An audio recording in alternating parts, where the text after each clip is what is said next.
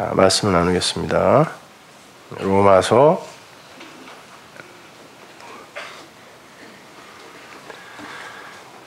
85번째 로마서 8장 7절에서부터 11절까지 함께 봉독합니다. 육신의 생각은 하나님과 원수가 되나니 이는 하나님의 법에 굴복치 아니할 뿐 아니라 할 수도 없습니다. 육신에 있는 자들은 하나님을 기쁘시게 할 수 없느니라. 만일 너희 속에 하나님의 영이 거하시면 너희가 육신에 있지 아니하고 영에 있나니 누구든지 그리스도의 영이 없으면 그리스도의 사람이 아니라. 또 그리스도께서 너희 안에 계시면 몸은 죄로 인하여 죽은 것이나 영은 의를 인하여 산 것이니라. 예수를 죽은 자 가운데서 살리신 이의 영이 너희 안에 거하시면 그리스도 예수를 죽은 자 가운데서 살리신 이가 너희 안에 거하시는 그의 영으로 말미암아 너의 죽을 몸도 살리시리라. 아멘. 제가 한국에 와서 아주 유익하게 보는 TV 프로그램이 다큐멘터리 동행이라는 그런 프로그램입니다. 뭐 매주 챙겨서 보진 못하지만 특별한 일이 없으면 꼭 아이들과 아내와 함께 그 프로그램을 시청합니다. 그 프로그램은 우리 사회의 가장 밑바닥 1%에 해당하는 극빈자들의 삶을 있는 그대로 취재를 해서 보여주는 그런 다큐멘터리예요. 눈물 없이 볼 수 없는 그런 다큐멘터리입니다. 15년이 넘은 조그만 5인승 승용차 안에서 16살 먹은 장남을 비롯한 8식구가 숙식을 하는 그런 가족도 있었고, 또 사업의 실패로 고3 수험생인 딸과 2살짜리 젖먹이와 함께 영하의 날씨에도 공원 화장실에서 노숙을 하는 그런 40대 가장의 이야기도 봤습니다. 그리고 가난이 싫어서 가출해버린 엄마의 빈자리를 채우기 위해서 학교도 제대로 못 가면서 정신지체 동생들의 뒷바라지를 하며 아빠를 돕는 9살짜리 꼬마아이 이야기도 봤고, IMF 경제위기 때 서울역으로 내몰린 6,000명의 노숙자들의 이야기도 봤습니다. 당뇨와 당뇨 합병증인 간경화로 이미 복수가 남산만큼 그렇게 찬 아빠를 위해서 뒷산에서 나무를 해다가 연탄이 다 떨어져가지고 나무를 해다가 비닐하우스 방을 덮이는 초등학교 6학년 아들의 모습도 봤습니다. 그런 아빠에게 따뜻한 밥을 먹이겠다고 구청에서 나눠준 식권을 아이 둘이 자기들이 안 먹고 아빠가 좋아하는 걸 시켜서 그걸 도시락통에 그대로 쌓아가지고 지들은 찌꺼기만 이렇게 먹고 아빠를 갖다 드리는 그런 그림도 봤습니다. 거기에 소개되는 가족들은 모두 하나같이 정말 죽지 않고 살아있는 게 용하다 싶을 만큼 처절한 사연을 담고 있습니다. 그런데 그러한 처절한 상황 속에서도 그들을 살게 하는 힘이 있었으니 그게 바로 가족 간의 사랑과 신뢰였어요. 어떠한 상황 속에서도 내 자식들만큼은 굶기거나 얼어 죽이지 않겠다라는 그런 아빠와 엄마의 사랑, 그리고 그러한 사랑에 반응하는 아이들의 그 감사와 성숙한 자람, 이런 것들이 그 속에 고스란히 나타나고 있었어요. 그것들이 그들을 웃게 하더라는 것이죠. 반면에 자기 몸 하나 살아보겠다고 가족들을 전부 버리고 도망가는 그런 부모 같지 않은 부모들의 모습들도 왕왕 등장합니다. 그리고 그 부모에 대한 분노와 복수심으로 망가져가는 아이들의 모습이 안타깝게 그려지기도 해요. 대견한 것은 그렇게 버려진 아이들도 열심히 살더라는 것입니다. 살기 위해서. 그런데 전자의 아이들과 후자의 아이들이 내놓는 열심의 질이 달라요. 전자의 아이들은 자기들을 위해 몸이 부서져라 고생하는 부모에 대한 감사의 열심을 부리는 반면, 후자의 아이들은 스스로 살아남기 위해 이를 악물고 열심을 부립니다. 전자의 아이들은 자기들의 부모가 자기들을 그냥 버리고 자기들만의 안위를 위해 살기로 작정을 하면 그렇게 수모를 당하고 고통을 감수하며 살지 않아도 된다는 것을 알아요. 그 어린애들이.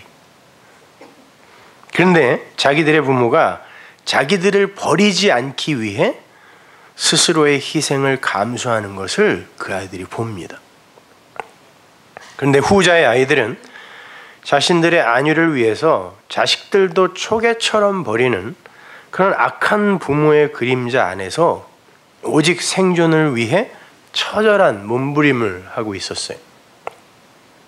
저는 그러한 모습들 속에서 우리 아버지 하나님의 사랑과 그 아버지를 알고 그 아버지의 사랑을 아는 그 하늘 자녀들의 모습을 보는 동시에 아버지에게 버림받고 아버지의 사랑과 상관없는 자리에서 스스로 살아남기 위해 죽으라고 몸을 굴려대야 하는 율법주의 신앙인들의 모습을 오버랩시켜서 볼 수 있었습니다.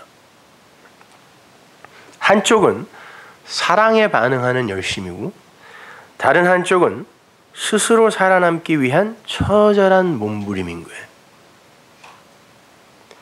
오늘날 교회의 신앙이 거의 후자에 가깝습니다. 하나님의 사랑은 알지도 못하고 그냥 버림받은 자의 자리에서 스스로 살아남기 위해 스스로의 에너지와 자원과 능력을 발휘하여 불태워 살아남기 위해 안간힘을 쓰는 거. 보세요. 둘 다 똑같은 상황이에요. 똑같이 가난하고 똑같이 어렵습니다. 그런데 한쪽에는 부모의 헌신과 사랑, 그리고 그것에 반응하는 아이들의 감사가 있어요. 근데 그런 가정은 그 어려운 환경 속에서도 웃음꽃이 핍니다. 오히려 어떨 때는 그 가난이 부러울 때가 있더라니까요. 제가 그 프로그램을 보면서 그게 없었으면 저들을 저렇게 묶는 어떤 것이 있을까? 있을 수 있었을까? 생각될 정도로. 3살짜리 아이가 하루 종일 삶은 달걀 하나밖에 먹일 수 없는 그 엄마의 미안한 마음을 헤아려서 배가 고픈데 그 엄마한테 배고프다는 말을 안 해요. 카메라 감독이 넌지시 물어봐요. 너 진짜 배 안 고파? 그랬더니 그때 얘기하더라고요. 배고프다고. 근데 우리 엄마 나한테 미안할까 봐 배고프다는 소리를 안 해요. 3살짜리 여자예요. 그걸 보면서 그 아이의 양식은 다른 게 아니라 그 엄마의 사랑이구나 라는 걸 볼 수 있었습니다.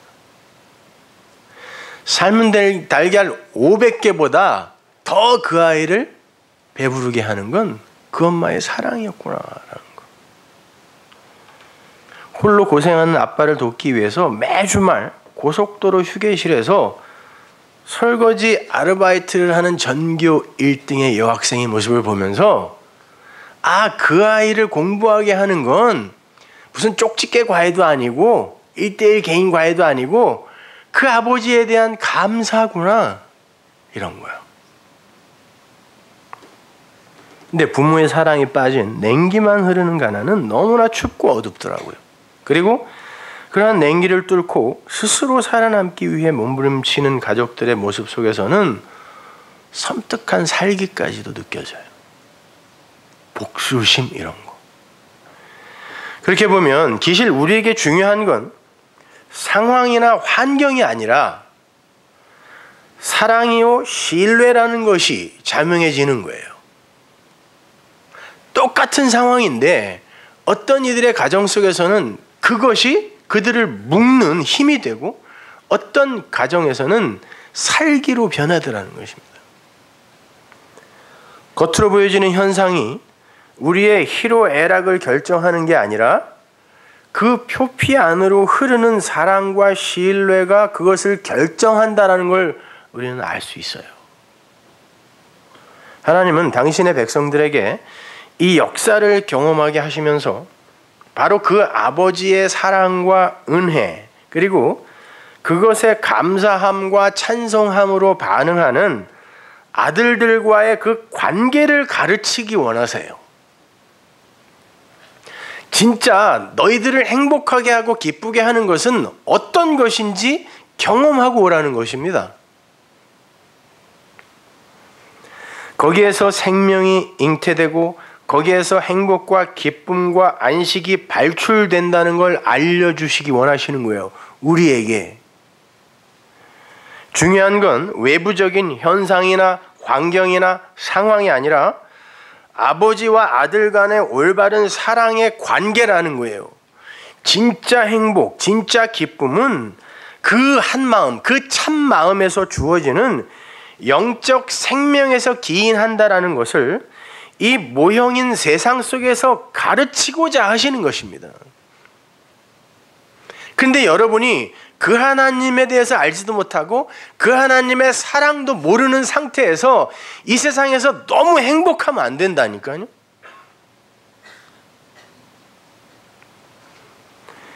제가 볼 때 이 세상의 보편적 현실은 그 다큐멘터리 동행이라는 프로그램 속에 등장하는 하위 1%의 그 극빈자들의 생활과 사실은 별반 다르지 않아요.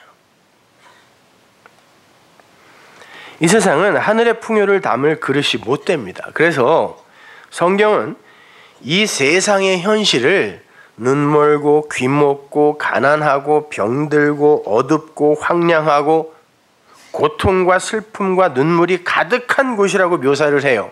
나중에 하나님 나라가 오면 그것이 없어진다 그러는 거 보면 그것으로 꽉 찬 곳이 이 세상이라는 것입니다. 아니, 심지어 이 세상은 죽음으로 가득 차 있다 그래요.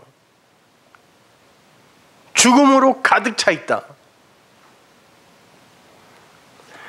인간들이 스스로의 열심과 노력으로 아무리 번영과 성숙과 변화와 발전을 추구하고 성취한다고 해도 그것이 진짜 풍요가 아니라 그래요. 너희가 부유하다고 하나 실상은 벌거벗었고 가난한 줄 너희가 알지 못하니라 라는 하나님의 일가를 보면 이 세상이 부유라고 풍요라고 자랑하는 그건 사실은 그게 가난이라는 것입니다. 그러니까 이 세상은 그 하늘의 행복과 기쁨을 그 안식을 담을 수 있는 그릇이 못 된다니까요. 너희들 착각하지 말라는 거예요. 그거 진짜 행복 아니라는 것입니다. 하나님의 백성들에게 하나님은 그걸 알려주고 싶은 거예요. 그러니까 환경이나 상황이나 외적 성취 정도에 따라서 발생하는 그런 행복이나 기쁨이나 만족 같은 건 사실 허상이며 안개 같은 것이라는 거예요. 어찌 보면 그건 진짜 행복과 진짜 기쁨을 호도하기 위한 미혹에 가까운 것입니다. 그 진짜 행복과 진짜 기쁨을 기대하지 않게 만드는 가짜. 마찬가지로 상황이나 환경에서 오는 절망이나 좌절이나 고통 등도 사실은 진짜 절망이나 진짜 고통을 호도하기 위한 가짜인 거예요. 진짜 행복, 진짜 기쁨, 진짜 안식은 아버지의 마음을 알고 그 마음을 알아, 그 사랑을 알아, 그것을 자기 마음으로 갖게 됐을 때 비로소 가질 수 있는 것이에요. 그게 하늘의 행복이고 하늘의 기쁨이란 말입니다. 눈에 보이는 그런 나타난 현상계의 그런 상황이나 현실이 아니라니까요. 거기에서 오는 어떤 감정적인 그런 흐름, 이런 것이 아닌 거예요. 근데 우리는 거기에 휘둘리고 있다는 거예요, 지금이요. 진리를 알고 있다고 하면서도. 그리고 진짜 불행, 진짜 고통, 진짜 절망은 그런 가난, 그러한 질병 정도가 아니라 아버지에게 버림받고 그 아버지의 사랑이 없는 곳에서 영원을 살아야 하는 영적인 것임에도 불구하고 이 세상 아담들은 육적 환경과 육적 성숙, 육적 실패와 육적 성취가 주는 그런 감정 따위에 이리저리 휘둘리고 있는 거예요. 그러니까 진짜 가치라는 건 세상의 세계관으로 판단되는 외적으로 나타난 성공과 실패, 번영과 퇴보 여하에 달려있는 게 아니라 그러한 현상들 속에 내용으로 심어져 있는 하나님 아버지의 그 마음, 그 자기 계시를 아느냐 모르느냐에 있는 거예요. 그걸로 슬퍼하고 그걸로 기뻐해야 되는데 거기에는 관심들이 없어요.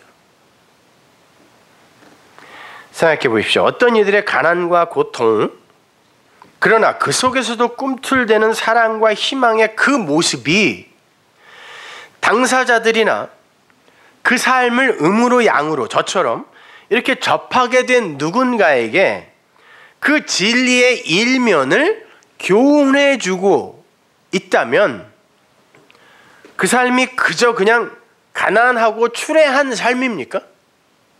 그냥 그렇게 판단하면 되는 거예요? 그거?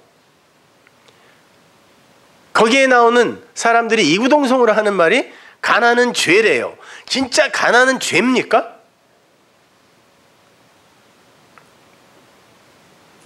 일견 이해가 가요. 얼마나 힘들면 그렇게까지 이야기할까? 그러나 그 가난이 진짜 죄입니까?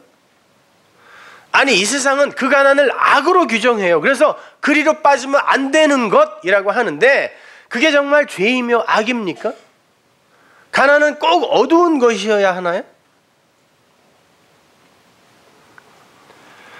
그러한 삶 자체가 하나님에 의해 누군가에게 진리를 전하기 위한 도구로 쓰임을 받는 것이라면 그게 진짜 가치 없는 걸까요?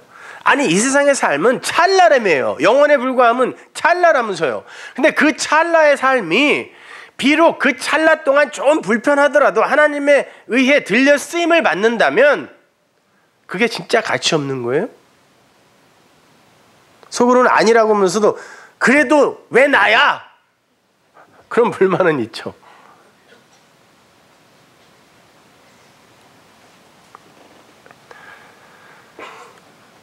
물론 당사자들은 힘이 들겠지만 이 인생이라는 것이 영혼에 비한 찰나에 불과한 것이라는 확신이 있다면 먼지에 불과했던 어떤 존재의 삶이 하나님의 그 진리 계시에 사용되는 것 자체가 영광입니다. 그걸 독사라 그래요. 그게 영광이에요. 하나님에 의해 그렇게 어떤 처지에서건 쓰임받는 거, 그걸.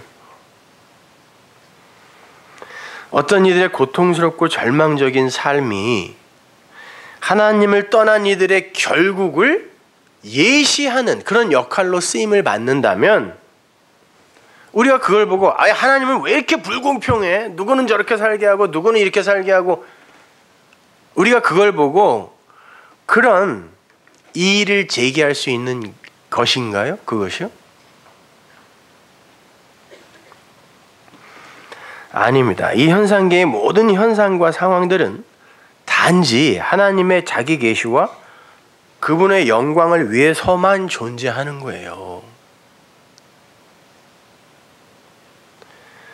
그렇다면 그 모든 것들은 다 그 자체로 가치가 있는 겁니다. 심지어 죄와 악, 가난과 어둠까지도 하나님의 손에 들려 사용될 때 그 자체로 가치를 발휘하게 되는 거예요, 여러분. 죄밖에 없는 세상에서 하늘의 의를 뭘로 가르칩니까? 제발 생각 좀 해보세요. 의인은 없나니 하나도 없다며요. 그럼 세상에 의가 없다는 말이죠. 그러면 의가 없는 세상에서 하늘의 의를 뭘로 가르치냐고. 죄가 무엇인지를 가르쳐서 그것이 아닌 것으로 가르칠 수밖에 없다니까요. 생명은 예수 안에만 있다 그래요. 그럼 생명이 없는 이 세상 속에서 그 생명을 가르칠 수 있는 건 선악의 열매를 먼저 주어, 율법을 주어 그것이 아닌 것이 생명이야 라고 가르칠 수밖에 없잖아요. 그런데 그러면 교회에서 우리가 말씀을 통하여, 율법이라는 걸 통하여, 말씀이라는 걸 통하여 마땅히 배워야 할 게 뭐냐면 그 죄가 무엇인지를 배워야 된다니까요. 그런데 그걸 가르쳐주지 않고 무조건 죄 짓지 마라고만 하면 어떻게 하냔 말입니까?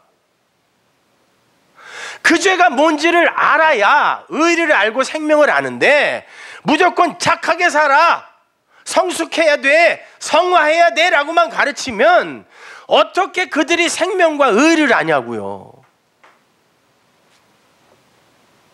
근데 오늘날 기독교의 목적과 가르침은, 그것도 건전한 교회의 가르침은 전부 거기에 머물러 있다니까요.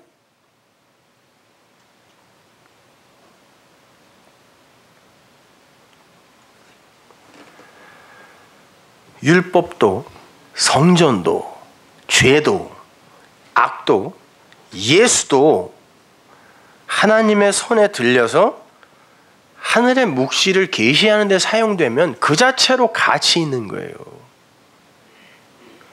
그 죄가 아니고 그 율법이 아니고 여러분들이 어떻게 진리를 압니까? 그러면 그건 나에게 가치 있는 거잖아요. 그랬을 때 그게 나와 상관없는 죄가 되어 나는 용서의 상태가 되는 거 아닙니까? 근데 무조건 착해지라 그러고 되지도 않는 거, 지나 먼저 그렇게 살아보라 그래요. 되나? 아니, 겉으로 드러나는 삶은 그렇다 쳐. 자기 마누라한테 한번 물어보세요.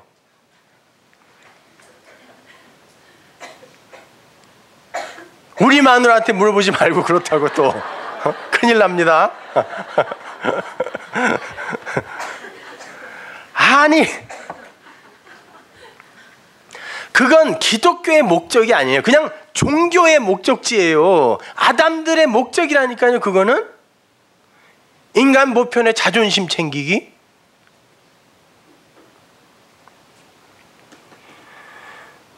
그것을 진리 안에서 볼 줄 아는 사람이 그 속에서 하나님의 계시를 읽어낼 때 그건 비로소 가치를 갖게 되는 거예요. 그래서 어거스틴이 오 거룩한 죄요 라고 한 거라니까.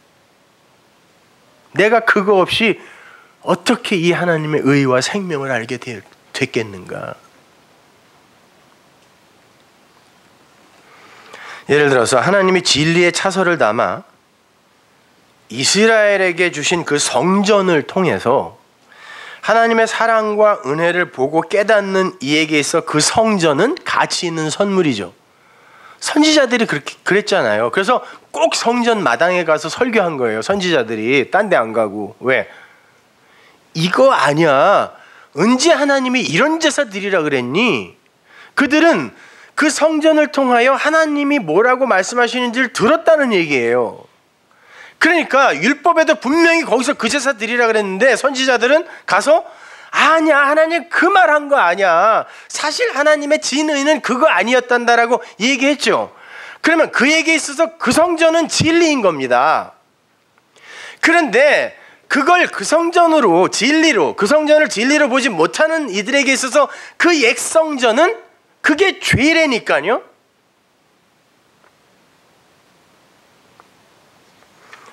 거기서 안 나오면 죽는 거예요. 하나님은 그들이 그 성전에서 행하는 일을 갖고 악이라 그래 버렸어요. 그걸 찔내요 가시라 그랬다니까요.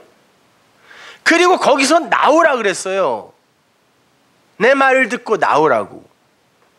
근데 어떤 이들은 그 속에 들어가서 그 진리를 거기서 누리더라는 것입니다. 그 성전 안에서. 그러니까 마치 예수가 어떤 이들에게는 살려주는 돌, 산돌이 되는 반면에 어떤 이들에게는 거치는 돌, 멸망시키는 돌이에요. 진짜 그 직역을 하면. 어떤 이들에게서는 예수가 멸망시키는 돌이 되는 거예요. 그 예수는 곧 성경이라며요. 그러니까 어떤 이들에게서는 성경이 사는 생명의 책이 되는데, 요한계시록 20장. 어떤 이들에게 있어서는 심판의 책이 된다니까요. 성경이 딴 책 아니고 몰명경 이런 거가 아니라 성경이에요. 계시록에서 이야기하는 그 책들은 성경이라니까요.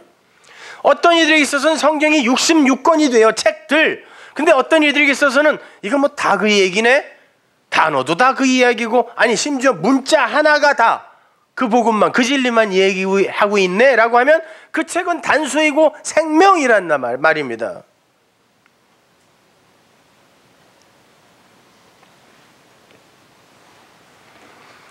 이 세상에서 부자로 살면서 그러한 세상 속 부유함이 진짜 부유함이 아니다라는 것을 그걸 통하여 배운 자주장사 루디아나 마가나 이런 사람에게 있어서는 그 재물이 복이에요. 그러나 그것이 전부인 양, 그것만으로 그것에 자기를 의존하려고 했던 어리석은 부자에게 그 재물은 악입니다. 그것 자체가 저주라니까요. 가난하고 부유하고 이런 게 문제가 아니에요. 이왕이면 열심히 일해서 부자로 사세요, 제발. 누가 그런 게 가난이래요? 청빈? 무슨 놈의 청빈이요? 이왕이면 능력되면은 잘 벌어서 사세요. 그거는 신앙과 아무 상관없어요. 그러나 그것을 통하여 여러분은 진리를 배우셔야 된다니까요. 마찬가지로 70년간의 그 포로 생활을 통하여 우리가 하나님의 은혜를 떠나면 이렇게 죄의 종, 세상의 종, 세상 풍속의 포로 이렇게 살 수밖에 없는 거구나 라고 배우면 그 70년 포로 생활이 복이에요. 그러나 하나님은 왜 우리가 이렇게 열심히 하는데 날 돕지 않아? 이건 도대체 뭐야? 왜 내가 겪지 않아도 돼야 될 것을 이렇게 겪어야 돼? 라고 그걸 그대로 표피적으로 받아들여 버리면 그게 벌입니다.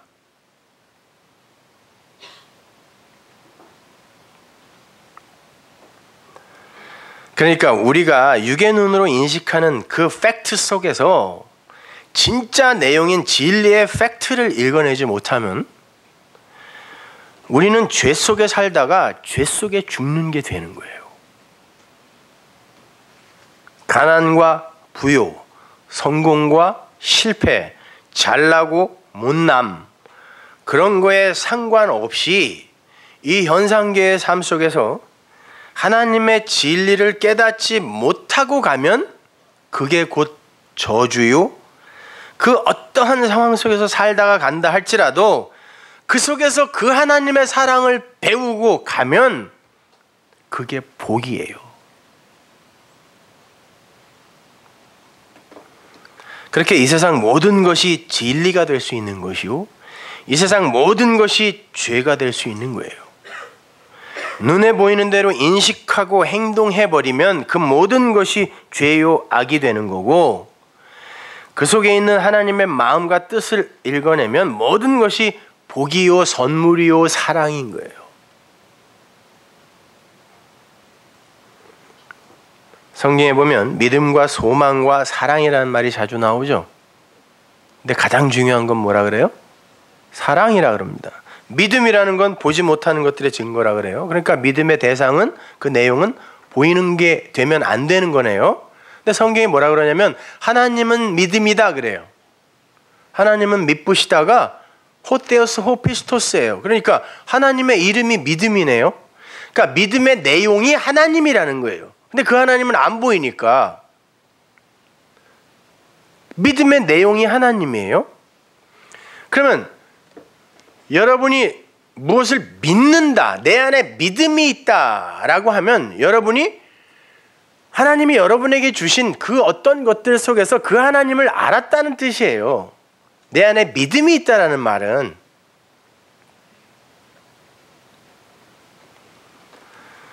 그러면 소망은 뭐겠어요? 소망은 우리가 생각하는 것처럼 우리가 마음으로 바라는 어떤 것, 알지 못하는 어떤 추상적인 형이상학적인 어떤 것이 아니에요. 소망은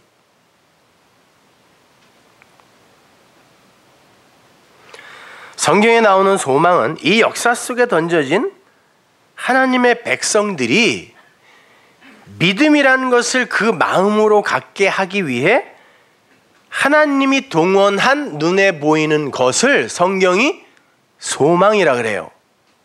다시 한번, 소망이라는 건 아직 내 눈에 보이지 않는 내가 바라는 어떤 것, 그런 추상적인 감정이나 기대를 이야기하는 게 아니라 하나님이 우리에게 보이지 않는 하나님을 믿음으로 갖게 하기 위해 눈에 보이는 것으로 동원한 어떤 것을 소망이라 그래요. 제가 나중에 창세기에서 다시 한번 자세히 설명해 드릴 건데, 그러니까 여러분 창세기 책하고 요한계시록 책은 반드시 한 5번씩 읽으세요.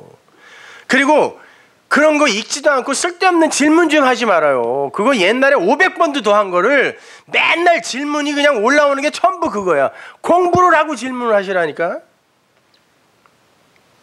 소망이 그거예요. 창세기에 보면 소망이란 단어가 첫 번째 거기서 나오는데 거기서 눈에 보이는 것으로 나온다니까. 그래서 사도 바울이 그러는 거야. 눈에 보이는 소망이 그 소망이 맞니라고 이야기하는 거예요. 바울은 창세기를 명확히 알고 있었던 거예요. 그러니까 그 소망은 하나님이 눈에 보이지 않는 하나님을 설명하기 위해 동원한 모형이잖아. 그러면 보이지 않는 소망이 그 진짜 소망이지, 그 보이는 것을 니들이 그대로 받아들여 버리면 그건 소망 아니라니까라고 바울이 이야기하는 거예요. 로마서 8장 24절 보세요. 우리가 소망으로 구원을 얻었음에, 보세요. 우리가 소망으로 구원을 얻었대요. 소망은 저 미래에 있는 어떤 거라면서요. 아니잖아요. 여기 보니까 소망으로 우리가 구원을 얻었대요. 뭐 성경, 예수, 성전 이런 게 다 눈에 보이는, 하나님이 우리에게 믿음을 주기 위해 동원한 눈에 보이는 나타난 것이잖아요. 십자가 마찬가지죠.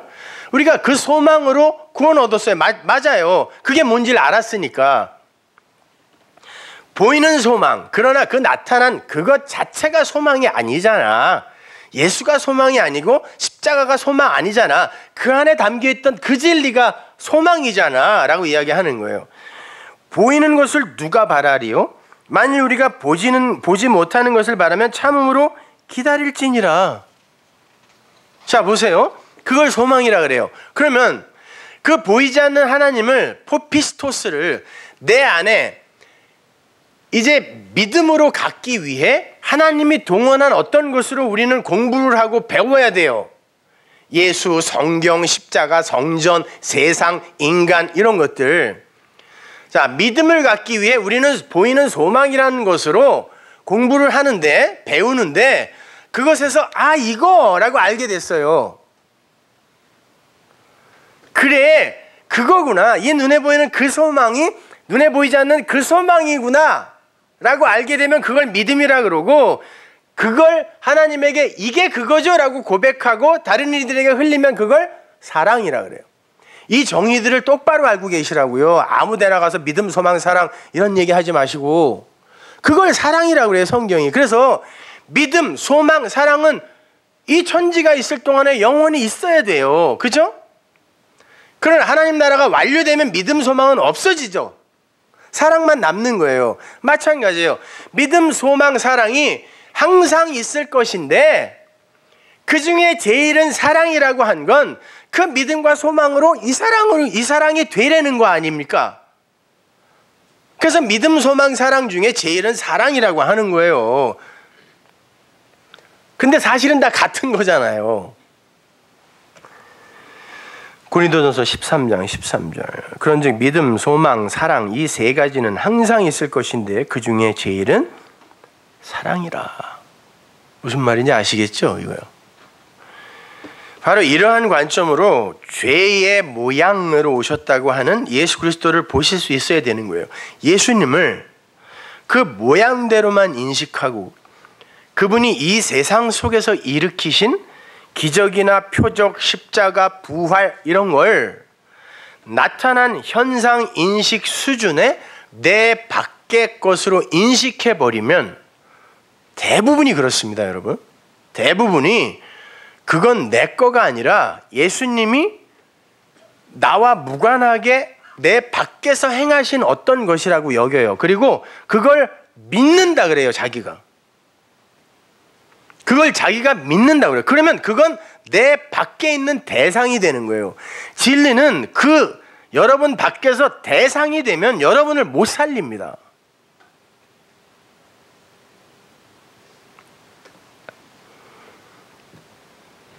우리는 그렇게 예수, 십자가, 그리고 그분이 하신 일, 그분이 일으키신 표적, 기적, 이 모든 것들을 그냥 현상 인식 수준으로 보게 되면 그것으로 죄를 짓는다 그래요. 그래서 예수님이 그런 거예요. 죽은 자를 살리고 풍랑을 꾸짖어 잔잔하게 하고 문둥병자를 낫게 하고 하면서 니들 나가서 절대 이야기하지 마. 절대 이야기하지 마. 왜? 우리가 지금 원하는 것도 그런 거 아닌가요? 죽은 자가 살기 위해, 구원받기 위해, 병 낫기 위해, 부자 되기 위해 교회에 오는 사람 없어요? 근데 예수님이 니들 그따위 인식을 복음이라고 누구에게 가서 함부로 얘기하지 마. 절대 얘기하지 마. 그랬다니까. 그건 다 진리를 설명하기 위한 내용이 있는 것이었는데 사람들이 그냥 눈으로 봐버리면, 그리고 그걸 우와 하고 놀래버리면 하나님은 십자가로 우리를 구원하실 수 있대, 그 피가 우리를 대속했대, 이렇게 그냥 놀래버리는 수준에서 끝내버리면, 그리고 그걸 믿는다 그래요. 또 하나님은 그래요. 얘기하지 마. 그런 거 얘기하지 마. 죽은 자가 살아나고 풍랑이 잠잠해지고 문둥병자가 일어나는 건 다 진리를, 복음을 내용으로 담고 있는 거야. 하나님의 그 사랑을 내용으로 담고 있는 거야. 니들의 그 원래 자리, 처음 자리, 그리고 니들의 실체, 그거 보여주는 거야. 그리고 그걸 비로소 존재로 완성할 수 있는 건 하나님의 능력밖에 없어를 보여주는 건데, 그래서 너희들 안에 네가 누구이며 하나님이 누구인지를 마음으로 갖게 하기 위한, 그리고 그것을 이루시는 하나님의 그 능력의 실체인 사랑이라는 게 뭔지를 가르쳐주기 위한 그런 거였는데, 니들이 그것까지 모르고 그냥 나타난 것으로 나를 소개하면 그게 죄야 그러는 거예요. 예수님이 풍랑을 잠잠케 하고도 얘기하지 마 그랬어요. 예수님이 그랬죠. 요나의 표적, 내가 보일 건 요나의 표적밖에 없어 그랬습니다. 그리고 예수님이 왜 배에서 잤겠어요? 요나가 잤으니까 똑같이 주무시는 거예요. 졸려서 잔 게 아니라. 이게 요나의 표적이야 라고 가르쳐주기 위해 요나처럼 배에서 주무신 거라니까요. 깨웠습니다. 니들이 믿음이 없어 라고 했어요. 믿음이 없으면 세상은, 풍랑은, 늘 바다는 니들을 덮치게 되어 있다 이야기하시는 거예요. 그래 놓고 이 풍랑을 잠잠케 할 수 있는 건 하나님의 말씀밖에 없어 라고 하시고 말을 하시는 거예요. 풍랑아 잠잠해라, 바다야 잠잠해라. 그 진리의 말씀이 된 이들에게 있어서 이 세상은 그들을 더 이상 범접할 수 없는 것이 되는 거예요. 그렇잖아요. 태풍은 항상 어디서 일어나요? 바다에서 일어나요. 왜 성경이 이 세상을 저주의 바다라고 할까요? 그리고 왜 구원이라는 것을 낚시라 그래요? 왜? 사람을 낚는다 그러죠. 바다에서 뽑아낸다 뜻이에요. 바다에 사는 존재를 뽑아낸다라는 건 죽여버린다는 뜻입니다. 그거. 아니 고기들이 바다가 이거 너무 지루해 라고 해변에 나와서 일광욕하면 굴비 되는 거예요. 바로 죽음이라니까요 그건. 근데 그걸 구원이라 그래요. 하나님이 그 저주의 바다를 딛고 서는 건 하나님의 말씀밖에 없다는 거예요. 그래서 말씀으로 오신 그분이 그걸 딛고 서시는 거예요. 그리고 심지어 바다를 밟고 오셨다, 걸어오셨다라고 할 때 쓰인 그 단어는 바다를 짓밟다라는 단어예요. 진리는 그 저주의 바다를 짓밟아버리는 힘이 있다니까요.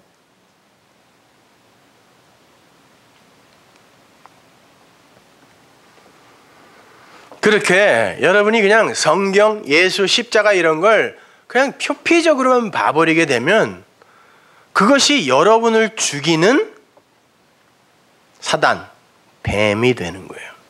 뱀의 말.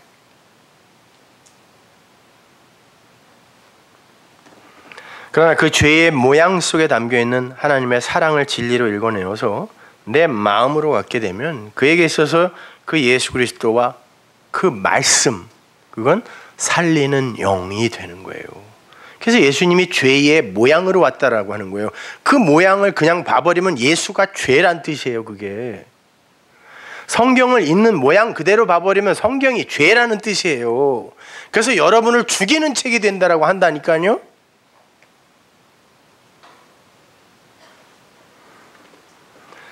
그리고 그 말씀을 그 살려주는 영을 내 안에 갖게 되면 내가 또 그걸 흘릴 수 있잖아요. 그럼 내가 살려주는 영의 역할을 하는 사람이 돼요. 오늘 본문의 얘기가 그거예요. 육으로 죽고 영으로 산다는 얘기가 그 이야기라니까요. 그러나 쉬운 얘기는 아니란 말입니다. 이렇게 설명해 볼게요. 이 세상 모든 만물과 그 만물이 존재하는 원리가 과학이라는 것에 의해서 밝혀지고 정리가 되어져 가고 있죠. 지금 우린 그걸 그냥 팩트로 인식하고 동의해 버려요. 아, 그거 자연은 이런 거야, 원리라는 건 이런 거야, 이렇게. 그 안에 들어있는 하나님의 뜻과 능력과 신성에 대해서는 관심도 없죠. 그러한 이 세상을 이렇게 축약해서 모양으로 만들어 놓은 게 뭐예요? 그 호코스모스를 뭐라고 그런다 그랬어요? 성경이 헬라 사람들이 성전이라고 읽는다 그랬죠. 그러니까 이 세상을 그대로 이렇게 축약해 놓은 게 성전이에요. 근데 예수님이 자기가 성전으로 오셨다 그러네요. 그리고는 뭐라 그러냐면 이 성경이 예수인 나에 대해서 기록했다 그래요. 그러면 세상, 성전, 성경, 예수는 다 똑같은 내용을 담고 있네요. 그리고 똑같은 껍데기를 갖고 있는 거예요. 그죠? 여러분이 이 세상을 그대로 인식을 하고 이 세상의 희로애락, 그러한 현상과 환경과 사건에 그냥 묶여버리면 여러분은 그냥 세상의 종으로 사는 거예요. 세상 풍속을 좇는 자가 되는 거거든요. 그러면 그냥 그 자체가 멸망이란 말이에요. 마찬가지로 여러분이 성경을 그렇게 세상을 표피로 보듯 그냥 성경을 여러분이 갖고 있는 상식으로 표피로 보아서 그걸 그냥 행해버리면 그것이 여러분이 세상에 묶이는 거예요.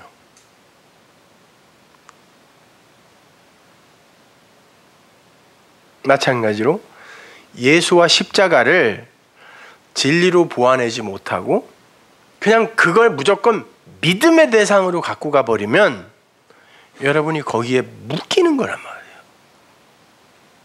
그것은 여러분에게 걸림돌이 된단 말입니다. 그게 죄의 모양이라니까요. 그럼 죄의 모양은 뭐예요? 그 모양 안에 그걸 모르면은 그 모양에 갇혀서 거기에 연합되어 그 죄가 된다는 그런 뜻이란 말입니다. 여러분, 예수님께서 당신을 따르는 자들은 반드시 자기 십자가를 지게 된다 그랬죠. 그 말은 예수의 십자가가 자기 십자가는 하나밖에 없어요. 우리가 그 십자가에 매달려야 된다는 그런 뜻이 아니라 그 예수의 십자가가 자기의 죽음으로, 예수님이, 하나님이 그렇게 하지 않았으면 우리는 절대로 산 존재일 수가 없는 거구나 하고 거기서 그 십자가로, 그 나나토스의 그 십자가의 죽음, 예수의 죽음이잖아요. 그 죽음으로 내가 그 나나토스를 갖게 됐을 때 그걸 생명이라 그래요. 그게 내 십자가라니까요. 그게 자기 십자가란 말입니다. 반드시 나에게 있어서 그 자각과 그 인식과 그 경험이 있어야 돼요.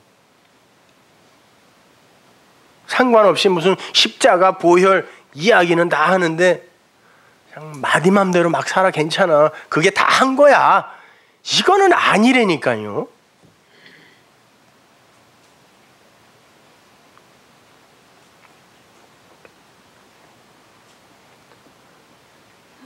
예수님께서 나를 쫓는 자는 반드시 자기 십자가를 지고 나를 쫓아야 된다고 말씀하신 건, 그렇게 내 십자가가 자기 십자가가 되지 않으면 니들이 말하는 십자가는 그냥 예수인 내 십자가야. 근데 그게 네 십자가가 아니잖아. 넌 죽는 거야, 이런 뜻이지.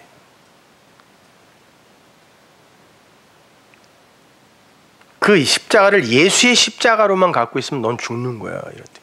너 나 쫓는 거 아니야. 그게 자기 부인이라니까요. 나는 그렇게 내 존재를 주장할 수 없는 자구나가 자기 부인이야. 그걸 아는 게 허벅지를 찔러가며 부인해야 돼, 부인해야 돼 이게 아니라 부인 돼요? 그게 자기 주장이지 자기 부인입니까?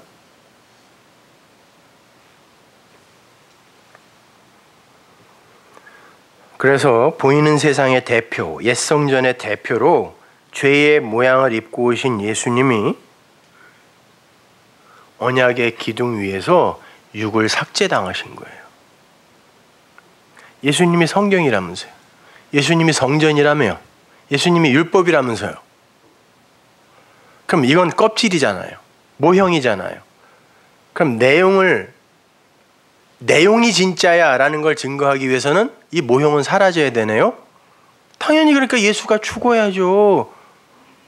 내가 살아있었으면, 그때 당시에 내가 살아있었으면 예수를 안 죽이게 할 수 있었을 텐데 그놈을 막이라 그랬어요. 하나님이 반드시 죽어야 된다니까요.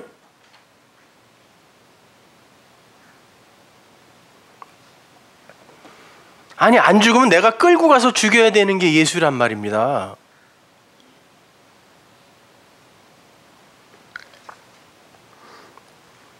그러니까 그 십자가 사건은 인간을 포함한 이 세상과 성경과 예수는 절대 껍데기로 표피적으로 문자적으로만 보면 안 된다는 강력한 웅변이 십자가였던 거예요.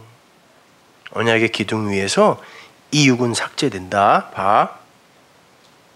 라고 죽여버린 거예요. 거기서 율법이 죽고 성전이 죽고 예수가 죽었어요. 성경이 죽었다니까요. 우리 눈에 보이는, 인간이 눈으로 보는 그 표피적인 성경, 그게 율법이잖아요. 그게 죽었단 말이에요. 거기서. 그래서 이 세상과 인간과 성경의 대표로 오신 주님의 육신이 십자가에서 도육당한 거예요. 성전도 그 이야기고, 성경도 그 이야기고, 예수도 그 이야기 하는 거고, 이 세상도 그 이야기예요. 이거 현상계 나타난 거, 이거 헛거야. 다 진공이야. 사실은 꾹 눌러보면은 하나님의 법칙, 말만, 정기력의 법칙만 없어지면 원자는 다 그냥 진공이야. 허공이야. 이거 없는 거야. 이거 알고 가는 거라고요. 그러니까 여기에 묶이지 마. 근데 그 여기에는 나도 들어가 있다니까요. 이 몸뚱아리도. 그러니까 이게 진짜 아니라고. 이게 진리 아니라니까요. 이거. 그 내 안에 있는 그 말, 그 말씀, 그 복음, 그 하나님, 그 사랑. 그게 내 생명이란 말이에요. 진짜 생명.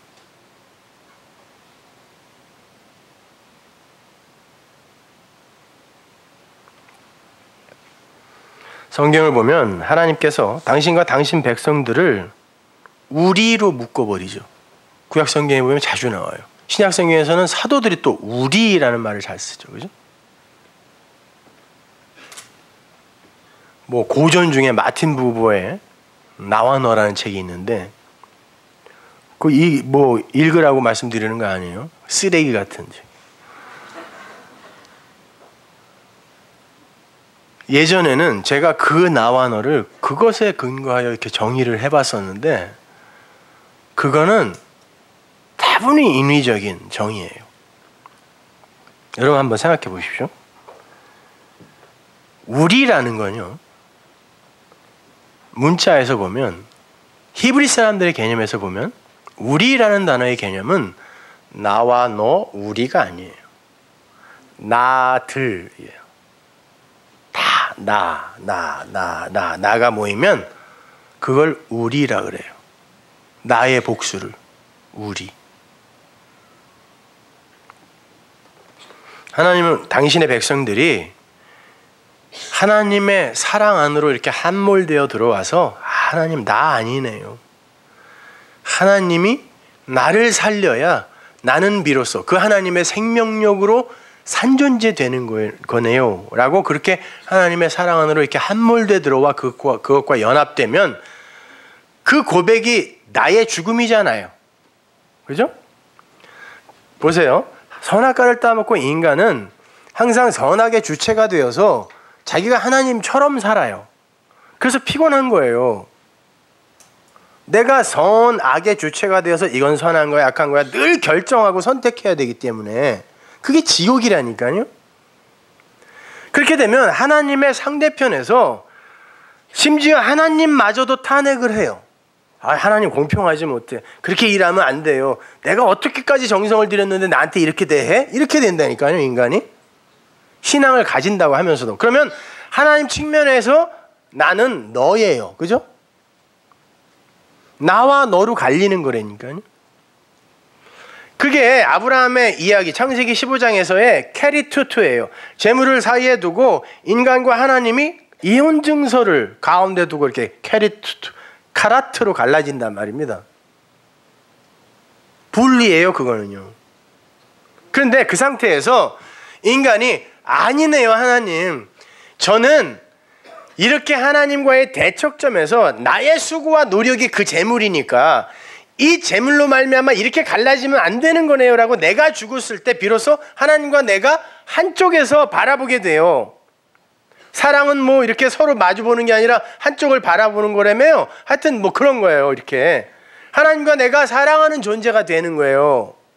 그때 그래서 제사를 지낼 때도 그러는 거예요. 병풍이 항상 10폭이라 그랬죠. 그 병풍 뒤는 항상 보이지 않는 어떤 것을 가리어 놓는 그 병풍의 역할이 그거고 그 뒤는 우리가 모르는 어떤 것을 상징하는 거예요. 그래서 사람이 항상 죽으면 그 뒤로 들어가는 거예요. 죽지 않고 들어가면 거기서 뭐 싸우러 들어가거나 아니면 조 터지러 들어가거나 이거지 죽어야 그 비밀 속으로 들어가는 거라니까요. 그 열폭은 뭐냐면 휘장이 열폭이었어요. 그래서 병풍을 열폭으로 만든 거거든요. 여러분이 죽지 않으면 그 하나님의 묵시, 그 보이지 않는 하나님 편으로 넘어갈 수가 없어요. 그렇게 넘어가면 하나님과 내가 나가 돼요. 그때 그걸 성경이 우리라고 한다니까요.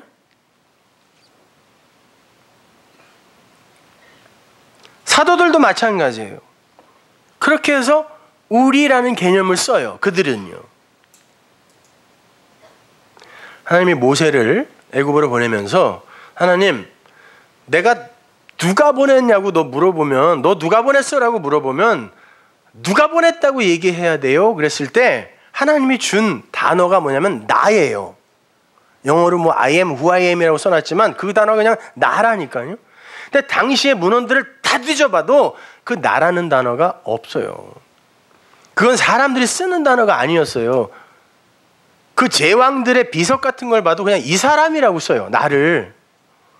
근데 그때 처음으로 하나님이 나라는 단어를 준 거예요. 나. 그럼 모세가 가서 뭐라 그래요? 너 누가 보냈어? 그랬을 때 나. 그러면 사람들이 네가 너를 보냈냐? 그럴 거 아니에요. 하나님이 거기서 하고 싶은 말이 뭐냐면 내가 너에게 내 말을 주면 너는 그 즉시 네 육을 삭제당하게 되고 네가 내 말이 되는 거야. 그게 나야. 네가 내 역할을 하는 거야. 이게 나라고요. 나. 하나님 이름이 나라는 말이 아니라 그 나. 요한복음에 나오는 예수님이 말씀하신 나는 전부 그 나예요. 예수 나가 아니라.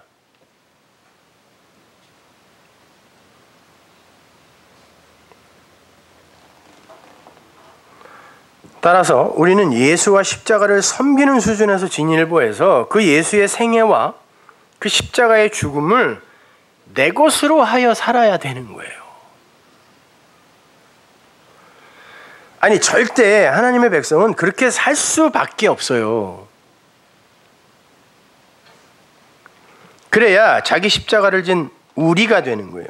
절대로 하나님 앞에서 너로 존재하면서 그분을 두려움으로 섬기는 자리, 그 수준에 머물러 있으면 안 돼요. 그게 죽음이란 말입니다. 성도는 부유함 속에서도 이것이 진짜 부유가 아니구나 하고 그 부유에 대해서 죽고, 가난한 환경 속에서도 이러한 가난 속에서도 아버지의 사랑만 있으면 그게 진짜 풍요네 라고 그 가난도 죽여버리는 거예요. 그 가난에 대해서 내가 죽는 거고, 그것이 그게 현상계를 벗어나는 거라니까요. 그걸 안식이라 그래요. 그걸 평안이라고 한다고요. 여러분의 환경이 변하는 게 아니라, 근데 예배당에 와서 그 환경 얘기만 하고 있다니까, 하나님한테. 그거 바꿔달라고? 거래도 하고.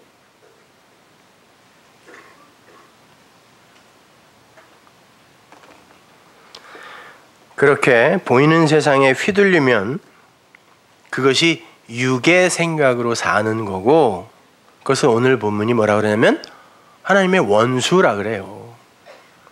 그 원수라는 단어, 에크드라라는 단어는 에크드로스의 여성형이거든요. 그러니까 같은 단어예요. 성만 다른데 그 에크드로스라는 단어는 히브리 사람들이 사탄이라는 단어하고 혼용하던 단어예요.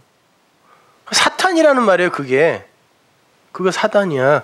그게 대적자야. 육신의 생각, 육신, 이 호코스모스의 세상, 현상계에 머무는 거, 그게 사단이야. 그러는 거야. 그게 사단이야.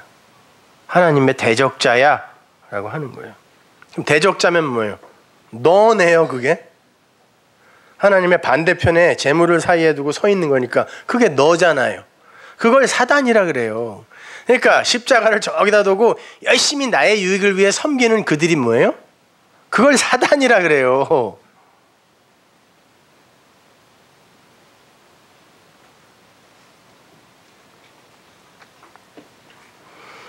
그러면 우리의 육신은 절대로 하나님 앞에 가지고 가면 안 되는 거잖아요. 그렇죠? 반드시 버리고 가야 하는 거예요. 어떻게 버릴 수 있어요? 그 본문 9절과 10절에 나오는 거예요. 답이 거기 있어요. 우리 안에 그리스도의 영, 즉 하나님의 영이 있으면 너희의 몸은 죽은 거다 그러잖아요. 너희 몸은 죽은 거야. 그때부터 하나님이 그거 안 봐 그러는 거죠. 근데 그거를 빛나고 성숙하게 만드는 게 기독교라는 게 말이 되냐고요. 네 안에 진리, 내 말이 있으면 니들의 몸은 이제 죽은 거야. 근데 우리는 그 몸으로 뭔가를 자꾸 만들어내자, 업적을 쌓자, 성취하자, 이렇게 이야기하고 있어요. 이렇게 가르치고 있다니까요. 하나님이 보는 건 영이래요. 하나님 거니까 그것만. 난 내 것만 봐. 내 것만 찾아. 그것만 가치 있는 거니까. 그래서 내게 네 안에 있으면 그 몸은 나 이제 안 봐. 이게 몸이 죽었다라고 하는 거예요. 근데 그 몸을 롤모델 삼아, 그리고 어떤 이의 롤모델이 되기 위해 열심을 부리는 걸 신앙생활이라고 합니까?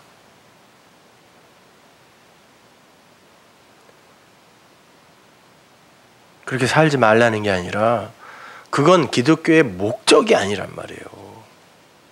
그건 그냥 당연히 하는 거라고 생각하시고 그것 말고 진짜 해야 할 걸 왜 그걸 강조하느라 놓치느냐는 말이에요. 저는요.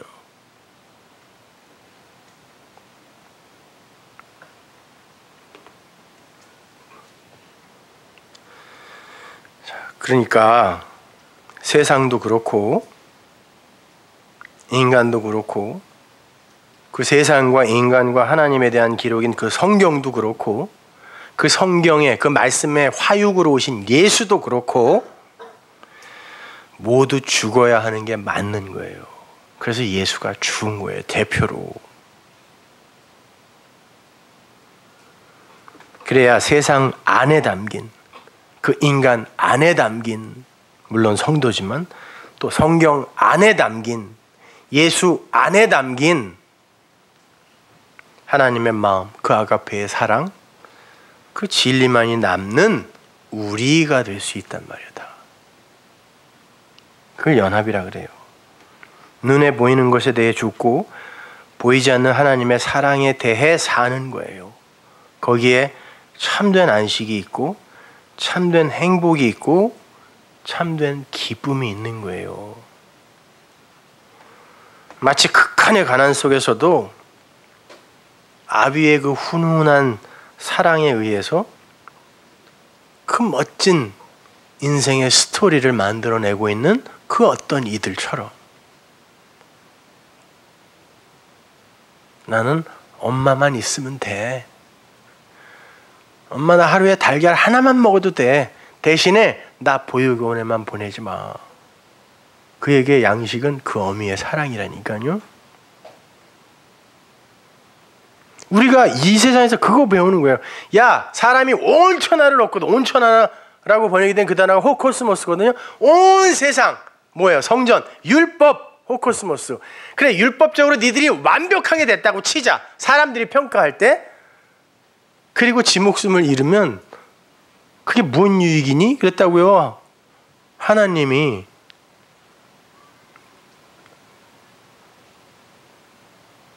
온 천하가 그게 성전이란 단어예요.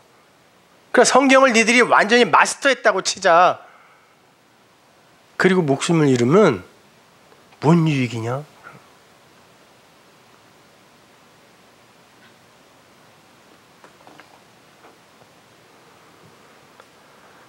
그러니까 지금 여러분이 겪고 있는 어려움이나 고난 등을 그 나타난 현상으로만 보고 그것으로 절망해버리거나 좌절해버리거나 고통을 당해버리면 여러분은 힘들게 그 상황을 겪으면서 죄 짓는 거예요.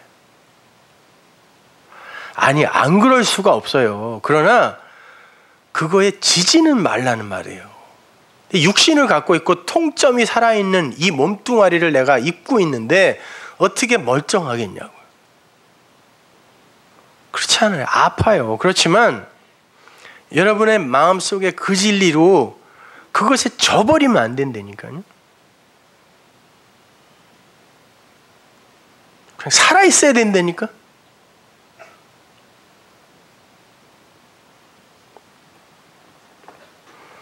우리는 그러한 상황이나 현상 속에서도 우리를 사랑으로 끌어안으시고 우리의 등을 토닥토닥 두들기시면서 그래, 이제 조금 남았어. 금방이야. 이 아빠가 너에게 네가 꼭 배워야 할 걸 가르치기 위해서 이 과정을 그냥 통과시키는 거야.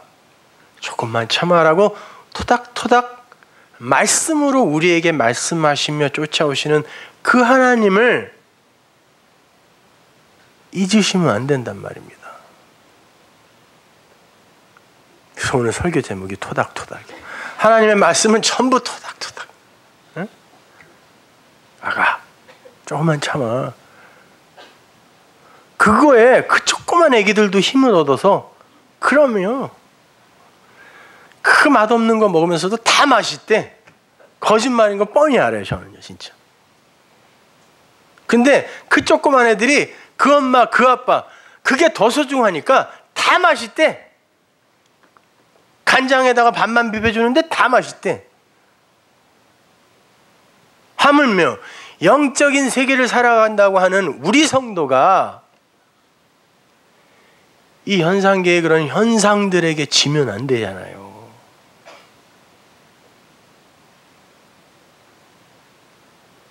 여러분 정말 그렇게 힘드시면 자존심 상해하지 마시고 저한테 얘기하시라니까요. 드디어 내가 한국에 왔잖아요. 나 이제 기타 들고 미사리도 갈 수 있고, 아, 미국에서는 안 됐어 그게. 어디든 가능하다니까. 내가 그냥 진짜 어디 가서 라이브 가수를 뛰더라도 내가 그 상황에서 내 묘면하게 해드릴 테니까. 아, 그게 우리끼리 서로 가족이라는 의미 아니겠어요? 그것으로 혼자 우울증 걸려가지고 그러면 교회가 뭐냐고요 도대체가.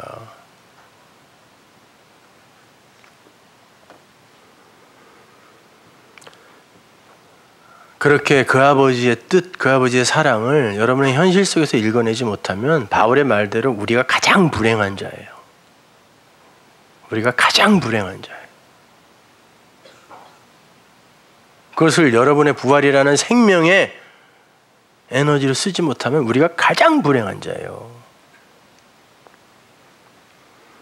교회는 눈에 보이는 성숙이나 눈에 보이는 업적이나 눈에 보이는 번영이나 눈에 보이는 행복과 기쁨과 감동 등을 만들어내는 곳이 아닙니다. 그리고 그걸 추구하는 곳도 아니에요. 오히려 그런 것들의 위험성을 올바로 깨닫고 그리스도의 영으로 살아나서 하나님 아버지의 사랑으로 함몰돼 들어가는 진짜 아버지의 일이 일어나는 곳이어야 하는 거예요. 하나님의 사랑과 은혜 안으로 함몰되어 들어간 나, 그런 하나님의 은혜나 능력이 아니면 존재도 될 수 없는 나, 그렇게 내가 진짜 하나님과 연합이 되어버리면 너의 자리에서 그 사단 노릇했던 나가 거기서 죽어요. 그러면 하나님이 말씀하신 우리 안으로 내가 그 즉시 쫙 빨려들어. 하나님과 우리 편 그런다니까요. 하나님이 우리 편, 천지 창조주가 우리 편 그러면 끝난 거예요.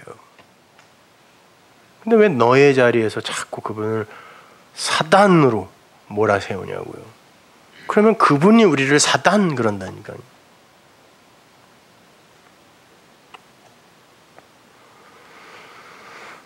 그래서 바울이 그러는 거예요. 그 그리스도의 영이 네 안에 제대로 들어가면 그 너가 죽은 거야.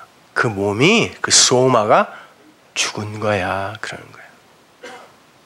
중요한 건 그리스도의 영이야. 하나님의 영이야. 라고 말씀하시는 거예요. 마태복음 16장 21절 보세요. 이때로부터 예수 그리스도께서 자기가 예루살렘에 올라가 장로들과 대제사장들과 서기관들에게 많은 고난을 받고 죽임을 당하고 제3일에 살아나야 할 것을 제자들에게 비로소 가르치시니 죽어야 산다라고 이야기를 했어요. 그랬더니 베드로가 예수를 붙들고 가나야 가로되, 이거 꾸짖었다는 뜻이에요. 예수님이 폭풍을 꾸짖을 때 썼던 그 단어. 예수님을 그렇게 꾸짖었다는 거예요. 네가 지금 정신이 있어 없어 이렇게. 꾸짖어 가로되 주여 그리 마옵소서. 이 일이 결코 주에게 미치지 않냐리다. 그런 방법은 아니잖아요. 그거요. 왜 자꾸 미련한 소리를 하세요? 그 방법 아니잖아요. 라고 이야기하는 거죠. 그때 예수님이 돌이키시매. 이 돌이키시매가 이렇게 돌아서 봤다는 뜻이 아니라 그의 말을 뒤집어 엎어라는 뜻이에요. 네 말은 틀렸어. 이런 의미예요. 돌이키시매 베드로에게 이르시되 사단아 이 마귀 새끼야 이런 말이 아니라 베드로야 그게 대적하는 거야. 그게 사단이야 라고 이야기하는 거예요. 아직도 내가 그렇게 가르쳤는데 그 수준밖에 안 되니 이놈아, 이게 아니라 베드로야 그걸 사단이라 그래. 이렇게 이야기해요. 그걸 사단이라 그래. 너는 나를 넘어지게 하는 자로다. 내가 하나님의 일을 생각하지 아니하고 도리어 사람의 일을 생각하는도다. 여기도 나오죠. 육신의 생각, 사람의 생각, 하나님의 생각 나오죠. 그죠? 이에 예수께서 제자들에게 이르시되 아무든지 나를 따르려거든 자기를 부인하고 자기 십자가를 지고 나를 쫓을 것이니라. 니들 나를 그냥 왕삼아 어떻게 내가 너희들에게 구원이나 주고 생명이나 주고 그런 존재로 그냥 저 밖에 두고 나를 섬기면 사단되는 거다. 내 죽음이 네 죽음이 되지 않으면 그건 내 십자가야. 네 십자가 아니야. 누구든지 제 목숨을 구원코자 하면 잃을 것이요 누구든지 나를 위하여 제 목숨을 잃으면 찾으리라. 여기서 나를 위하여가 나 때문에예요. 나 때문에가 뭐라 그랬어요 아까? 그 내가 내 몸이 죽고 그러한 내 육신의 생각들, 지금 베드로처럼 이렇게 나의 이 호코스모스의 세상 속에서의 이 육의 어떤 안위와 유익을 위해 존재하는 그 하나님, 이거 아니고 그렇게 생각하는, 그렇게 추구하는 그 아담, 그 몸이 죽고 그렇게 하나님의 은혜와 사랑 안으로 함몰된 그 나 때문에 네 네페시가 죽으면, 네 푸시케가 죽으면 그게 복이라는 거예요. 그게 생명이라는 거예요. 그게 사는 거야. 그러나 지금 이 베드로처럼 이 코코스모의 세상 속에서 네 목숨을 위해 신앙생활을 한다면, 네 구원 위해 신앙생활을 한다면 넌 반드시 잃을 거야. 그런 말이에요. 그 나. 그걸 여러분이 이해하셔야 된단 말입니다. 복음은 아주 심플해요, 여러분. 육으로 죽어야 영으로 살아요. 육으로 심어야 영으로 거둡니다. 율법으로 죽고 진리로 사는 거예요. 행위로 죽고 하나님의 말씀으로 사는 거예요. 선악과 패러다임 하에 인간으로 죽고 하나님의 은혜 안에서 영으로 사는 겁니다. 그 복음이에요, 그것이. 그래야 비로소 굿뉴스, 유앙겔리온, 복된 소식이 되는 거예요. 요한복음 6장 63절 보세요. 살리는 거는 뭐예요? 영이니 육 아니에요. 니들 행위 아닙니다. 니네 몸 아닙니다. 살리는 건 영이다. 육은 무익하대요. 그러니까 죽여야죠. 근데 어떻게 죽는다 그래서 오늘 본문에서 영이 네 안에 들어오면 죽는 거래요. 그거는 너희에게 이른 말이, 내 로고스가, 그 말씀이 영이고 생명이야 그러잖아요. 그럼 그 말씀이 여러분 안에 있으면 여러분은 산 거고, 여러분의 몸, 이 육은 이미 하나님 앞에 삭제된 거예요. 그럼 너무 그걸로 하나님 앞에 뭐 이래야 우리 아버지가 기뻐하시겠지, 거기에 너무 이렇게 묶이지 마세요. 열심히들 하자고요. 그래서 따뜻한 교회, 사랑이 넘치는 교회, 이런 평가도 우리 좀 한번 받아보자고요. 맨날 뭐 말씀만 공부해갖고 대가리만 큰 교회, 나 이런 소리만 들어갖고, 그렇게 좀 살지 말아요 제발. 언제 내가 그러라 그랬어요. 그러니까 욕은 다 내가 먹어 그냥. 그렇게 사시되 그거는 우리가 하나님 앞에 내 열매로 가져갈 수 있는 게 아니다라는 거, 그거는 명심하시고 가라고요. 요한복음 5장 24절. 내가 진실로 진실로 너희에게 이르노니 내 말을 듣고, 내 말씀, 내가 로고스를 니들이 듣고 나 보내신 이를 믿는 자는, 그걸 들으면 나 보내신 이를 믿는 거예요. 여기서 나 보내신 이는 말씀입니다. 그 말씀을 믿는 자는 영생을 얻었대요. 그리고 심판에 이르지 아니하나니 사망에서 생명으로 옮겼느니라. 이 말이 뭐냐면 from 사망 to 생명이 아니라 through 사망 in 생명이에요. 죽어서 산 거야 이런 말이에요. 그게 죽는 거고 그게 사는 거란다 이런 말이에요. 그 말을 들은 자는, 제대로 들은 자는. 진실로 진실로 너희에게 이르노니 죽은 자들이 하나님의 아들의 음성을 들을 때가 오나니 곧 이때라. 듣는 자는 살아나리라. 여기서 죽은 자들은 네크로스죠. 그 죽은 자들은 말씀으로만 살아난대요. 말씀으로. 아들의 말씀, 아들의 음성. 히브리서 보면 천사와 아들을 이렇게 대조하죠. 그건 뭐 그 하늘에 날아다니는 그 천사가 아니라 안겔로스라는 것은 하나님의 말씀을 이렇게 대언하고 전하는 자들이란 뜻인데, 그들이 다 하나님의 말씀, 성경을 갖고 전하는데 아들이 아닌 자들이 있다는 뜻이에요. 그래서 히브리서에서 그 아들, 그 천사를 이렇게 갈라서 설명해 주는 거거든요. 마찬가지로 여기서도 하나님의 아들의 음성, 그 아들이 된 자의 입에서 나오는 그 진리가 살리는 거지, 무조건 성경 말씀을 뇌까린다고 살아나는 거 아닙니다, 여러분. 계시록 20장 4절 보세요. 듣는 자는 살아난다 그랬어요. 또 내가 보니, 보좌들을 보니 거기 앉은 자들이 있어 심판하는 권세를 받았더라. 성도들입니다. 또 내가 보니 예수의 증거와 하나님의 말씀을 인하여, 자, 진리예요. 이거는 한마디로 바꾸면 진리로, 복음을 인하여 목배임을 받은 자들의 영혼들, 목배임을 받았다라는 건 뭐라 그랬습니까? 내가 내 삶의 주체로 사는 선악과 패러다임 하에 아담들의 목이 말씀에 의해 잘리더라는 거예요. 그러면 어떤 머리가 가서 붙어야 되겠네요? 예수. 그 머리가 가서 붙은 자들, 그러니까 자기의 주체성, 자기의 존재, 스스로 존재됨을 하나님에게 이렇게 차압당한 자들이라는, 죽은 자들이라는 거예요. 그게 영혼들과 또 짐승과 그의 우상에게 경배하지도 아니하고 이마와 손에 그의 표를 받지도 아니한 자들이, 그들이 산 자예요. 살아서 그리스도로 더불어예요. 그죠?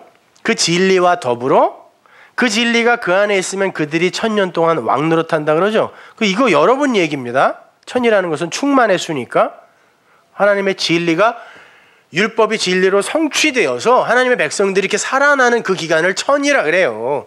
나중에 무슨 어떤 기간, 그 시점부터 1000년이라는 그 기간이 있다라는 그런 뜻 아니에요. 자, 그 기간 동안에 여러분이 1000년 동안 왕노릇 한다네요. 근데 그들은 어떤 자들이래요? 목배임을 받은 자들이래요. 자기의 주체성을 하나님에게 빼앗긴 자들, 몰수당한 자들이에요.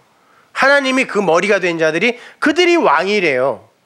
그런데 그 나머지 죽은 자들은 네크로스예요. 역시 그렇게 살아나지 못한 자들은 1000년 동안 무슨 수를 써도 못 살아난다. 못 살아나더라. 그러니까 이는 첫째 부활이라. 그러니까 여러분이 첫째 부활한 거죠. 살아났어요. 첫째 부활한 거예요. 이 첫째 부활에 참여하는 자들은 복이 있고 거룩하도다. 둘째 사망이 그들을 다스리는 권세가 없고 도리어 그들이 하나님과 그리스도의 제사장이 되어 1000년 동안 또 나와요. 그리스도로 더불어 왕노릇한대. 그 진리가 있으면 그들이 왕이래요. 그 목이 잘려 내가 머리 둘 곳이 없다라고 답답하여 그렇게 외쳤던 그 예수님이 머리로 드디어 붙을 어떤 이들이 생겨난 거예요. 그래서 그 하늘의 왕이신 그분이 머리니 이들도 왕이네요. 그런데 현실은 이래요. 그러니까 이 현실이 현실이에요. 성경이 말하면 이 현실이 현실입니까? 성경이 말하는 그 진리의 현실이 현실이잖아요. 여러분의 현실은 어떤 것을 설명하기 위한 모형이라니까요. 그러면 여기에 묶이면 안 된다는 거잖아요. 거기에 묶이는 걸 죄라고 하고.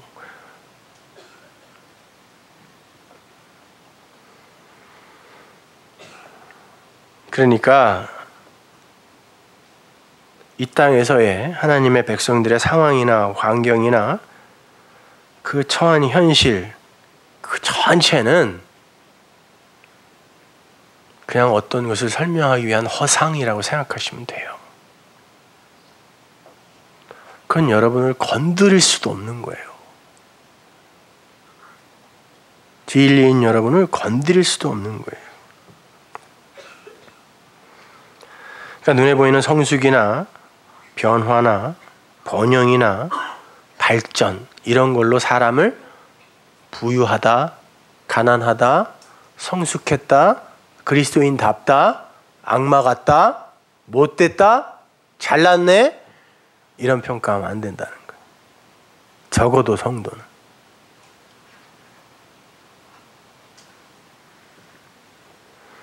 아울러 그런 것을 신앙의 목표로 삼아서도 안 되는 거예요. 성령은 우리 안에 들어오셔서 그러한 변화나 성숙을 도모하시는 게 아니라 우리가 하나님의 은혜가 아니면 죽어 마땅한 자라는 올바른 자인식을 갖게 하는 거예요. 그리스도인이라는 건 다른 이들보다 훨씬 착하고 성숙하고 훌륭한 존재가 된 이들이 아니라 그리스도만 의지하는 자를 그리스도인이라 그래요. 성경은 그들을 의인이라 그래요.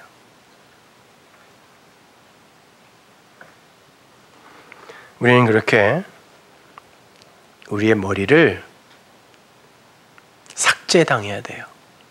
참수당해야 돼요. 그래서 말씀을 좌우의 날선 검이라고 하는 거예요.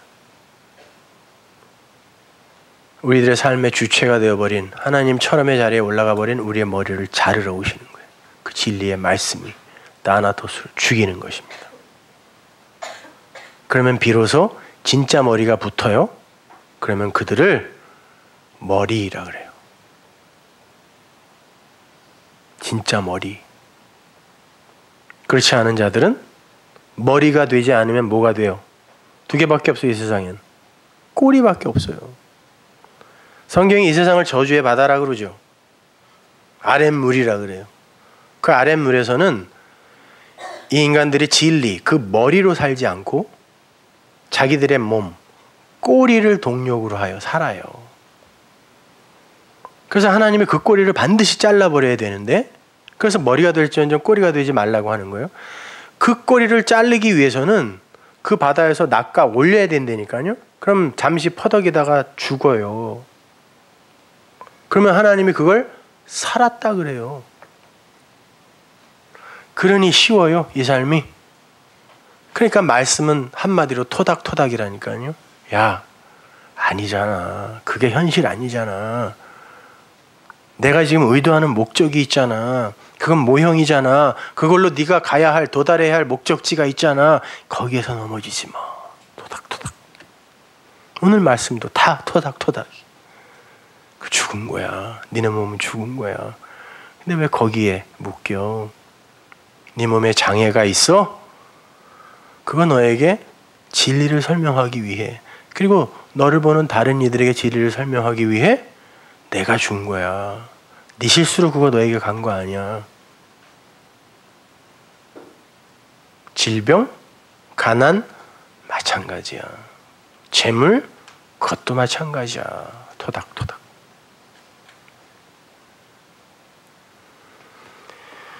이사야서 9장 15절 보세요. 머리는 곧 장로와 존귀한 자요 꼬리는 곧 거짓말을 가지치는 선지자라. 백성을 인도하는 자가 그들로 미혹해 하니 인도를 받는 자가 멸망을 당하는도다. 자, 꼬리가 되세요. 이 세상에서 인간의 자존심을 지킵시다. 이거 다 거짓말이라는 거예요. 거짓말. 거기에 속지 말라라고 합니다. 신명기 28장 12절 보세요. 여호와께서 너희를 위하여 하늘의 아름다운 보고를 열으사. 그 보고에서 뭐가 내려와요? 때를 따라 비가 내린다 그러죠. 비는 뭐라 그랬어요? 은혜의 말씀, 진리. 보배는 그거예요. 그냥 보배를 이렇게 나눠주고 있는데 이게 보배인지도 모르고 이 돼지들에게 이거 던지면 안 되는 건데. 네 손으로 하는 모든 일에 복을 주시리니 내가 많은 민족에게 꾸어줄지라도 너는 꾸지 아니할 것이요. 이거 산상수훈에서 배웠죠. 꾸려고 하는 자들에게 거절하지 말라가 여기서 나온 거예요. 왜? 내가 있잖아요. 거저받은 보배가. 꾸러 온 사람들에게 무조건 다 꿔주란 말 아닙니다. 여호와께서 너로 머리가 되게 하고 꼬리가 되지 않게 하시며, 하나님이 그렇게 하시는 거래죠. 위에만 있고 아래에 있지 않게 하리니. 명확히 나오잖아요. 너 아래 사람으로 만들려고 하는 거 아니야. 위에 사람으로 만들려면 네 꼬리 잘라야 돼. 오직 너는 내가 오늘날 내게 명하는 내 하나님 여호와의 명령을 듣고 지켜 행하며. 이 지켜 행하며 이것이 간직하다라는 뜻이에요. 네 명령을, 내 명령을 네가 마음으로 간직하면, 내가 오늘날 너에게 명하는 그 말씀을 떠나 좌로나 우로나 치우치지 아니하고. 좌로나 우는 뭐예요? 선악입니다. 다른 신을 따라 섬기지 아니하면, 그러면 그건 다른 신이 되는 거예요. 선악의 하나님. 네가 만일 내 하나님 여호와의 말씀을 순종치 아니하여 내가 오늘날 네게 명하는 그 모든 명령과 규례를 지켜 행하지 아니하면, 마음으로 갖지 아니하면 이 모든 저주가 네게 임하고 네게 미칠 것이니. 내 말을 네가 모르면 그게 다 저주되는 거예요. 네가 성읍에서도 저주를 받으며 들에서도 저주를 받고. 성읍과 들은 뭐다? 성경에서 성전. 네가 있는 이 교회에서 저주받는다는 거예요. 뭘로? 그 말씀으로. 또 네 광주리와 떡반죽 그릇이 저주를 받을 것이다. 네 양식은 그거 진짜 양식 아니라는 거예요. 그래서 떡반죽 그릇이 저주받는다 그러는 거예요. 그 복, 그 저주 이야기하는 거예요. 성경이 말하는 복, 저주는. 그 냉장고에다가 그거 알고 써붙이시라고. 복과 저주 이런 거. 자, 그렇게 여러분은 하나님의 말씀에 의해 여러분의 목을 참수당하셔야 돼요. 근데 그게 맞는 거예요. 말씀은 바로 여러분의 그 현실을 똑바로 보게 하여 위로하는 거예요. 토닥토닥 이렇게.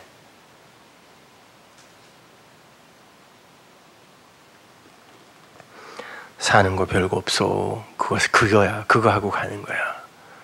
예수를 네 머리로 앉히는 거야. 그리스도를 네 머리로 앉히는 거야. 그거 배우고 가라고. 우리에게 이렇게 말씀을 주신 거란 말입니다. 근데 꼭 어물전에 가면 죽은 고기가 가치 없고 홀대받죠. 살아서 펄펄 뛰는 게 비싸요. 그죠? 우리 애들이 지 엄마를 닮아서 그런지 생선을 그렇게 좋아해요. 그래갖고 어디 가면 이렇게 그 어물전 같은 데를 이제 가요. 가락시장 같은 데나 아니면 좀 부산에도 한번 가봤는데 자갈치. 실망했어요. 나 굉장히 기대하고 갔는데 너무 지저분하더라고요. 저 제주도에 거기도 가보고 또 하여튼 많이 가봤어요. 근데 거기 보면은 죽은 고기는 반값이래요. 돌아가신 광어 반값 이렇게 써놨더라고요. 거기다가 그 돌아가신 거 한참 생각했는데 죽은 거는 반값이에요. 항상 그게 세상의 가치관이라니까요. 근데 하나님 나라에서는 안 그래요. 그렇게 죽어야 이게 진짜 보배야 그래. 이게 진짜 생명이야 그런다니까요. 여러분, 그러한 세상의 평가나 판단이나 이런 거에 절대 주눅 들지 마세요. 세상은 이 세상에서 죽으면 쓰레기 취급해요. 근데 하나님은 안 그래요. 그래, 그렇게 죽는 게 맞아. 근데 그거 아닌 진짜 기쁨, 그거 아닌 진짜 선, 그거 아닌 진짜 안식, 그거 아닌 진짜 행복, 내가 니들 위해 준비해놨다. 니들은 이미 거기 사람이야. 그거 가르쳐주는 게 우리 신앙생활이야. 딴 거 없어요. 성경 통해서 우리는 그거 하나 배웠으면 오늘부터 더 찢어 발겨도 돼. 그거 갖고 뭐 필요 있어요? 성경이 산천초목이 다 성경인데. 근데 그걸 모르니까 그렇게 많이 써서 줘야 되는 거예요. 근데 그게 다 뭐냐면 그거 하나하나 증명해 주는 거예요. 난 매주 그 똑같은 걸 똑같이 이렇게 증명해 줘야 되니 뭔 팔자냐고 이게. 그거밖에 없어요. 그거 아셨으면 된 거예요, 여러분. 너무 그냥 그 지적 호기심, 그 지적 허영심의 충족 이런 걸로 성경들 보려고 하지 마세요. 내가 글 쓰는 것들 보면 딱 알아. 어떻게 이 사람들이 성경을 공부하고 있는지. 그런 거 하지 마세요. 그거 하나 가졌으면 그냥 자유하게 근시일리로 잘 사시면 됩니다. 기도하겠습니다.